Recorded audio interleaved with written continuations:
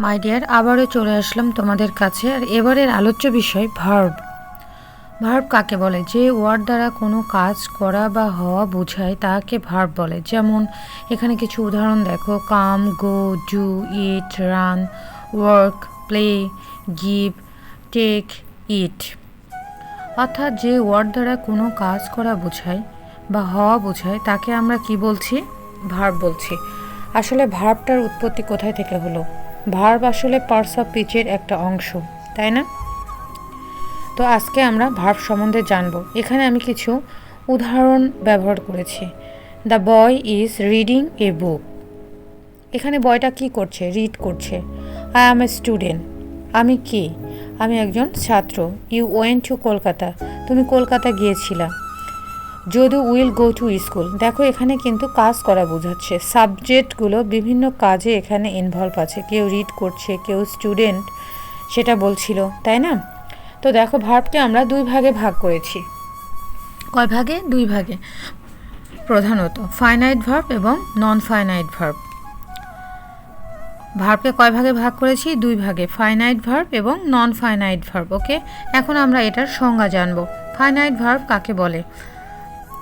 যে ভার্ব দ্বারা বক্তার বক্তব্য সম্পূর্ণরূপে শেষ হয়ে যায়, অর্থাৎ সম্পূর্ণরূপে সেটা সে প্রকাশ করতে পারছে, তখন তাকে আমরা কি বলবো? ফাইনাইট ভার্ব বলবো।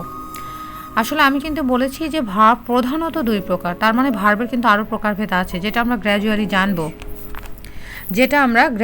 জানবো। ওকে, ও এক্সাম্পল আমরা দেখি। I eat rice, you did the work, he work hard. দেখো এখানে সাবজেক্ট যে কাজগুলো করতে চাচ্ছে সেখানে কিন্তু সে সেটা সম্পূর্ণভাবে করে ফেলেছে, অর্থাৎ আর কোনো কিছু শোনার তোমার আকাঙ্ক্ষা এখানে যাচ্ছে না। সো এটা ফাইনাইট ভার্ব, কর্তা কাজটা করে ফেলেছে। এখন চলে আসো, ফাইনাইট ভার্ব আবার যে দুই ভাগে ভাগ করা হয়েছে সেটা আমরা জানবো। প্রিন্সিপাল ভার্ব এবং অক্সিলারি ভার্ব, যেটা আমাদের সাধারণত আমরা জানি যে প্রিন্সিপাল ভার্ব এবং অক্সিলারি ভার্ব যখন আমরা টেন্স করছি বা অন্যান্য সেন্টেন্স করছি তখন কিন্তু আমরা এটা বলছি যে প্রিন্সিপাল ভার্বে V1, V2, V3। আসলে এটার জন্মটা কোথা থেকে? ভার্বের প্রধান অংশ থেকে এসেছে প্রিন্সিপাল ভার্ব এবং অক্সিলারি ভার্ব। আন্ডারস্টুড? ফাইনাইট ভার্বের তার মানে দুইটা অংশ হচ্ছে প্রিন্সিপাল ভার্ব এবং অক্সিলারি ভার্ব। আচ্ছা, আমরা কিন্তু প্রিন্সিপাল ভার্ব মানে কি জানি বলো তো? ভার্ব, প্রিন্সিপাল ভার্ব এবং অক্সিলারি ভার্বের যেই ডেফিনেশনটা সেটা আমরা গ্র্যাজুয়ালি জানবো। তো এখানে আমি কিছু উদাহরণ আবার সেট করেছি। দেখো, he eats writes, I run in the field. Okay, principal ভার্বকে আবার কিন্তু আমরা দুই ভাগে ভাগ করে ফেলেছি। দেখো, ট্রানজিটিভ ভার্ব এবং ইনট্রানজিটিভ ভার্ব। এখন তোমরা বলতে পারো যে ট্রানজিটিভ ভার্ব আবার কি, সেটা আমরা জানবো। যে ভার্বের অবজেক্ট বা কর্ম থাকে তাকে ট্রানজিটিভ ভার্ব বলে। অর্থাৎ এটা আমরা যখন ভয়েস করতে যাব বন্ধুরা, এইটা নিয়ে আমরা তখন ডিটেল কথা বলবো, যে আমরা কিন্তু ওখানে দেখবো যে যে সমস্ত সেন্টেন্সের অবজেক্ট থাকছে না সেটার আমরা আবার ভয়েস করতে পারছি না, সেখানে কিন্তু ট্রানজিটিভ ভার্বের আবার অত্যন্ত প্রাধান্য। ওকে, তোমরা কি বুঝতে পারলা যে ট্রানজিটিভ ভার্ব কাকে বলে? মাই ডিয়ার, আমি আশা করি তোমরা বুঝতে পেরেছো। আই ইট রাইস, কর্তা কিন্তু এখানে কাজটা সম্পূর্ণ করে ফেলেছে। ওকে, এখন চলে আসো ইনট্রানজিটিভ ভার্বে। যে ভার্বের অবজেক্ট বা কর্ম থাকে না তাকে আমরা ইনট্রানজিটিভ ভার্ব বলবো। হি প্লেজ ভেরি গুড, বলছি সে খুব ভালো খেলে। কিন্তু আমি যদি বলতাম যে সে ফুটবল খেলে, তখন কিন্তু ট্রানজিটিভ ভার্ব চলে আসতো। ঠিক আছে, এখানে দেখো, হি প্লেজ ভেরি গুড, সে ভালো খেলে।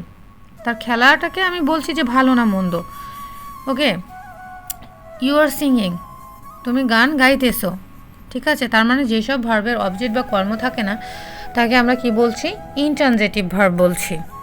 তো বুঝতে পেরেছো তোমরা? আমি আশা করি বুঝতে পেরেছো। এখন চলে আসো অক্সিলিয়ারি ভার্ব, যেটা টেন্স করতে গেলে আমরা খালি বলি যে auxiliary verb am, is, are, was, were, তাই না? সেটা সম্বন্ধে আমরা একটু জানি। যে ভার্ব প্রিন্সিপাল ভার্বকে সাহায্য করে, অর্থাৎ প্রিন্সিপাল ভার্ব সম্পূর্ণরূপে মিনিং দিতে সক্ষম হয় কিন্তু অক্সিলিয়ারি ভার্বের সাহায্যে, সেগুলোকে আমরা বলছি হচ্ছে অক্সিলারি ভার্ব। দেখো আমি তোমাদের খুবই পরিচিত ওয়ার্ডসগুলো এখানে নিয়ে চলে এসেছি। Auxiliary verb: am, is, are, was, were, shall, should, will, would, may, might, can, could, do, does, did, ought, dare, etcetera. Actually ought এবং ডেয়ার এখানে আমি মডাল অক্সিলারি ঢুকিয়ে দিয়েছি। ওকে, চলে এসো অক্সিলারি ভার্বের আবার কিন্তু আবার দুইটা প্রকার আছে। তোমরা হয়তো বা ভাবছো এত প্রকারভেদ কীভাবে মনে রাখবো। হ্যাঁ, এটা আমরা প্র্যাকটিস করতে করতে মনে রাখবো, ঠিক আছে। প্রাইমারি অক্সিলারি এবং মডেল অক্সিলারি, যে ভার্বগুলো সাহায্যকারী ভার্ব হিসাবে কাজ করে তাদেরকে আমরা কি বলবো? Primary auxiliary verb. ওকে, তাহলে কি অক্সিলারি ভার্বগুলি সাহায্যকারী ভার্ব হিসাবে ব্যবহৃত হয়, যে অক্সিলারি ভার্বগুলো সাহায্যকারী ভার্ব হিসাবে ব্যবহৃত হয় তাকে আমরা কি বলবো? Primary auxiliary verb. আমাদের কিন্তু জানা প্রয়োজন যে প্রাইমারি অক্সিলারি ভার্ব অ্যাকচুয়ালি কারা, ঠিক আছে। একটু আমরা দেখে নিই। Am, is, are, have, has, had, were, do, did, does, এগুলো কিন্তু কি বলো তো, বলো তোমরা? প্রাইমারি অক্সিলারি ভার্ব, তাই না? এখন আমরা চলে আসি, দেখো মডেল অক্সিলারি ভার্ব কাকে বলছে? যে অক্সিলারি ভার্বগুলি মুড বা ধরন বোঝানোর জন্য ব্যবহৃত হয় তাকে কিন্তু আমরা আবার কি বলবো? Modal auxiliary verb. আমাদের কিন্তু প্রায় 18টার অধিক মডেল অক্সিলারি ভার্ব আছে, যেটা আমরা কিন্তু জানবো আস্তে আস্তে। পরবর্তীতে ভিডিওতে আসবে মডেল অক্সিলারি ভার্ব। এখানে আমি কিছু আলোচনা করছি, দেখো কারা আসলে modal auxiliary. Shall, should, will, would, may, might, can, could, এগুলোকে আমরা বলছি মডেল অক্সিলারি। এখন দেখো আমি আরেকটা ভাগে চলে এসেছি, নন ফাইনাইট ভার্ব। কিছুক্ষণ আগে যেটা বলেছি যে ভার্বের একটা প্রকারভেদ ফাইনাইট এবং নন ফাইনাইট। তো নন ফাইনাইট ভার্ব আমরা কাকে বলছি? যে ভার্ব দ্বারা কোনো বাক্যের অর্থ সম্পূর্ণরূপে প্রকাশ পায় না তাকে আমরা নন ফাইনাইট ভার্ব বলি। অর্থাৎ বাক্যে সাবজেক্ট যেটা বলতে চাচ্ছে সেটা ক্লিয়ারভাবে সেটা বলতে পারছে না বা ক্লিয়ারলি প্রকাশ করছে না। ওকে, যেমন ধরো to tell, to see, etcetera. Non finite verb আবার কিন্তু 3 প্রকার, তাই না?